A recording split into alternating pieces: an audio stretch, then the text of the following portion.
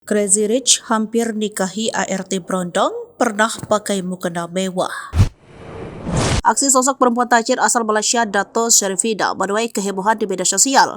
Tak hanya Dato Sharifida, anak yang bernama Cik B pun sering tuai sorotan kerana hobinya pamer harta.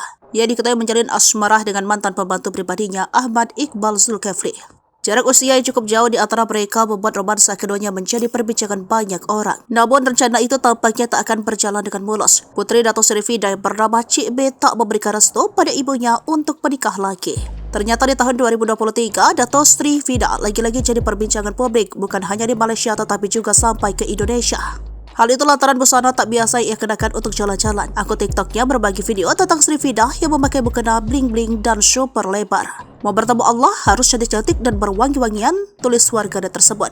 Dato Sharifida tampak menggunakan mukena silver yang tampak berkilau di bawah cahaya. Ia turun dari mobil sampai mengangkat mukena tersebut. Ketika berjalan, bagian bawah mukena pun terserat di jalan raya. Mukena yang sangat panjang itu tampak membuatnya sedikit kesulitan dalam berjalan. Setelah itu, Dato Sharifida masuk ke dalam masjid. Ketika naik dan turun tangga masjid, penyanyi 51 tahun itu juga tetap mengangkat tinggi-tinggi mukena agar tak jatuh. Tak heran aksinya itu menjadi sorotan warganet.